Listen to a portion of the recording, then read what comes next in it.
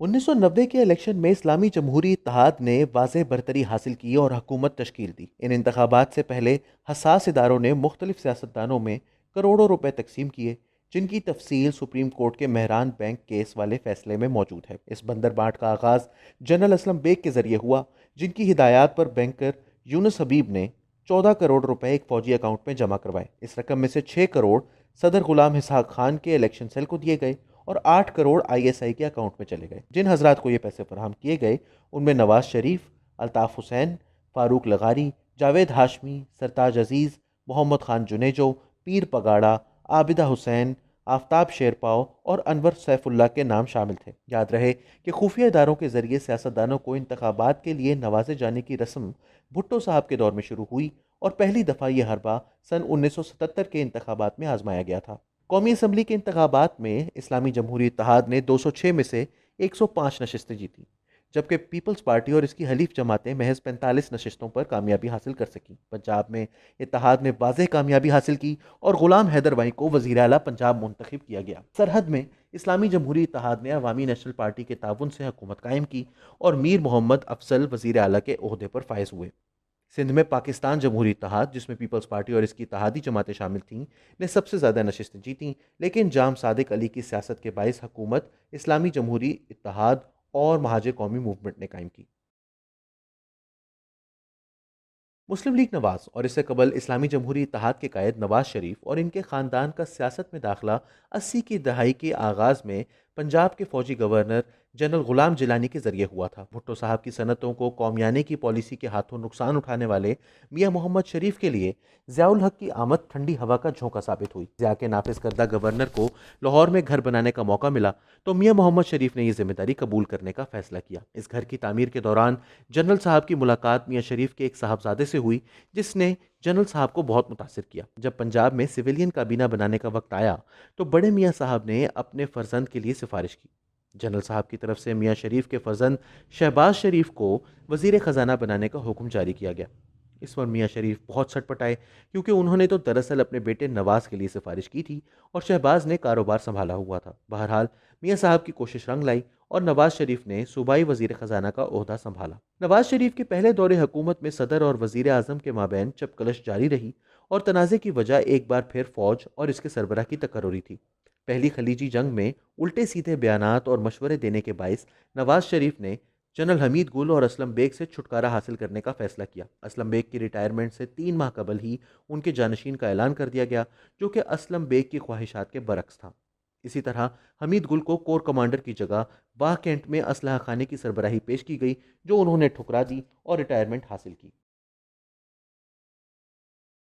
نواز شریف نے کچھ عرصے بعد فوج کے چنگل سے آزادی کی کوشش کی تو ان کے پر کاٹنے کا فیصلہ ہو چکا تھا۔ اس ضمن میں چودھری نثار اور بریگیڈیئر امتیاز عرف بلہ نے جنرل آصف نواز جنجوعہ کو قابو میں کرنے کی کوشش کی، جس میں وہ ناکام رہے۔ آصف نواز کی حادثاتی وفات کے بعد صدر صاحب نے وزیر اعظم نواز شریف کی خواہش کے برعکس جنرل وحید کاکڑ کا تعین بطور آرمی چیف کیا۔ نواز شریف لیفٹیننٹ جنرل اشرف کو آرمی چیف بنانا چاہتے تھے، لیکن ان کی ایک نہ سنی گئی۔ نواز شریف نے جواب میں 8ویں ترمیم کے خاتمے کی صدا سینٹ میں بلند کی۔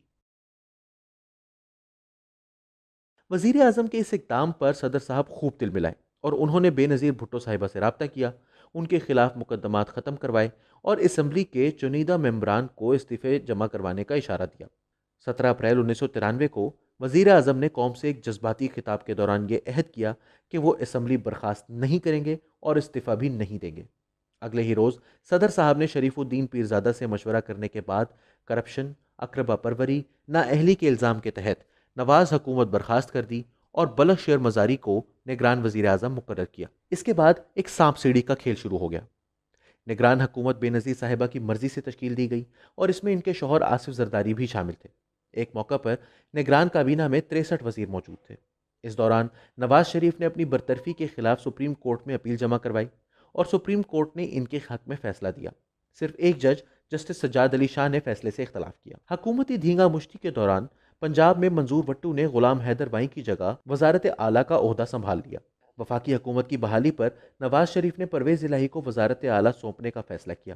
بٹو صاحب نے گورنر کو مشورہ دیا کہ پنجاب حکومت برخاست کر دی جائے، جبکہ ارکان اسمبلی نے وزیر اعلیٰ کے خلاف قرارداد عدم اعتماد کی کارروائی شروع کرنے کا نوٹس گورنر کو بھیج دیا۔ گورنر نے وزیر اعلیٰ کے مشورے کی بنیاد پر اسمبلی کو معطل کر دیا۔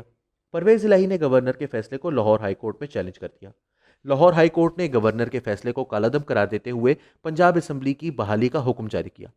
وزیر اعلیٰ وٹو نے عدالت کا حکم نامہ جاری ہونے کے کچھ گھنٹے بعد ہی دوبارہ گورنر الطاف حسین کو پنجاب اسمبلی برخاست کرنے کی سفارش بھیج دی، جو انہوں نے منظور کر لی۔ اس صورتحال کے پیش نظر وفاقی حکومت نے آئین کی شق 234 کے تحت صوبے کا اختیار سنبھالنے کا حکم جاری کیا۔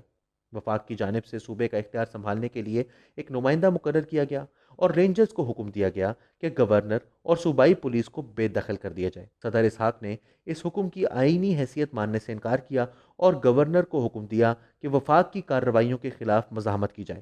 سرحد اسمبلی میں بھی اسی طرز کا کھیل کھیلا گیا۔ فوج نے اب کھلم کھلا میدان میں قدم رکھنے کا فیصلہ کیا۔ کور کمانڈروں کے اجلاس میں فیصلہ ہوا کہ وزیر اعظم اور صدر کو فارغ کیا جائے اور دوبارہ انتخابات کروائے جائیں۔ 18 جولائی 1993 کو صدر اور وزیر اعظم نے استعفیٰ دیا اور سینٹ کے سربراہ وسیم سجاد نے قائم مقام صدر کا عہدہ سنبھالا۔ اکتوبر 1993 میں قائم مقام حکومت کی زیر نگرانی نئے انتخابات کروا دیے گئے۔ نواز شریف کے پہلے دور حکومت میں پرانے اسباق دہرائے گئے۔ آصف زرداری کو مسلسل جیل کاٹنی پڑی، نجکاری کی لہر تلے بہت سی بے ضابطگیاں بھی بہہ گئیں اور اپنے قریبی رفقا کو خوب نوازا گیا۔ صوبوں کے مابین پانی اور مال کے معاہدوں میں ایسے وعدے کیے گئے جن کو پورا کرنا ناممکن تھا۔ کریپ پر لگنے والا ٹیکس کم کر دیا گیا۔ باہمی تعاون پر مبنی کمپنیاں یعنی کوآپریٹو فائنانس کارپوریشنز کے زوال کے باعث لاکھوں لوگ متاثر ہوئے اور نواز حکومت کی ساکھ میں کمی آئی۔ اسی دور میں آغا حسن آبدی کے قائم کردہ بینک بی سی سی آئی کی بے ضابطگی کی داستان سامنے آئی اور اسے زبردستی بند کر دیا گیا۔ اس بینک کو امریکی سی آئی اے نے اپنے مقاصد کے لیے استعمال کیا اور افغان جنگ ختم ہوتے ہی بینک کے خلاف شواہد اور ثبوت ملنا شروع ہو گئے۔ نواز حکومت کے کئی شرمناک کارناموں میں سے ایک کارنامہ وہ قانون پاس کرنا بھی تھا جس کے تحت نظریہ پاکستان کے خلاف بات کرنے پر 10 سال قید کی سزا مقرر کی گئی اور توہین رسالت کے قانون میں ترمیم کر کے قید کی جگہ موت کی سزا معین کی گئی۔ اس دور میں پہلی دفعہ شناختی کارڈ پر مذہب کا خانہ مقرر کیا گیا۔ پنجاب میں امن و امان کی خراب صورتحال سے نمٹنے کے لیے آئین میں 12ویں ترمیم کے تحت دہشت گردی سے نمٹنے کی خاطر خصوصی عدالتیں قائم کی گئیں۔ پہلے نواز دور میں اخبارات اور ان کے کارکنان کو سخت برے حالات دیکھنے پڑے۔ دی نیوز کے کامران خان کو ان کے دفتر کے باہر چھری سے قتل کرنے کی کوشش کی گئی۔ شہری رحمان کو مسلسل ہراساں کیا گیا اور جیل کی سیر بھی کروائی گئی۔ ظفر عباس، غلام حسین اور شاہین صہبائی کے بیٹوں کو مار پیٹ کا نشانہ بنایا گیا۔ مہاجر جماعت کے بارے میں لکھنے کے باعث ظفر عباس کے گھر پر 7 مسلح افراد نے حملہ کیا، ان کو اور ان کے بھائیوں کو مارا اور گھر کا سامان توڑا۔ تکبیر کے مدیر صلاح الدین کے دفتر میں توڑ پھوڑ کی گئی اور ایک موقع پر ان کے گھر کو آگ لگا دی گئی۔ کراچی میں مہاجر قومی جماعت پر قابو پانے کے لیے آئی ایس آئی کے لیفٹیننٹ کرنل عبید اللہ کے زیر نگرانی ایم کیو ایم حقیقی کا ڈول ڈالا گیا۔ جون 1991 میں فوج کے میجر کلیم الدین کو مہاجر قومی تحریک کے افراد نے چند ساتھیوں سمیت اغوا کر لیا۔ اس واقعے کو جواز بنا کر 1992 میں فوج نے کراچی میں آپریشن کیا اور اس واقعے کی ایف آئی آر میں مہاجر جماعت کے سربراہ الطاف حسین کو نامزد کیا گیا۔ نواز حکومت کے اس دور میں پاکستانی حساس ادارے کے سربراہ جاوید ناصر، جنہیں بریگیڈیئر امتیاز کی سفارش پر ترقی دی گئی تھی، نے بوسنیا، چین، فلپائن اور وسطی ایشیائی ممالک میں لڑنے والے علیحدگی پسندوں کو اسلحہ بھیجنے کا شرف حاصل کیا۔ اسلام آباد کے علاقے بنی گالہ کو رہائشی علاقہ بھی اسی دور میں قرار دیا گیا۔ اس سے قبل وہ علاقہ نیشنل پارک کے زمرے میں آتا تھا۔ نجکاری کے نام پر میاں محمد منشا کی قسمت کھل گئی اور نجکاری والے آدھے سے زیادہ یونٹ میاں منشا کو نوازے گئے۔ مسلم کمرشل بینک کی نجکاری کے موقع پر سب سے زیادہ بولی لگانے والے کو بوگس بنیادوں پر مسترد کر دیا گیا اور 12 افراد کی ٹولی جس میں میاں منشا شامل تھے بینک نواز دیا گیا۔ اس سے قبل نواز شریف کی پنجاب میں حکومت کے دوران پسرور شوگر مل کو 1 روپے کی قیمت پر بیچا گیا تھا۔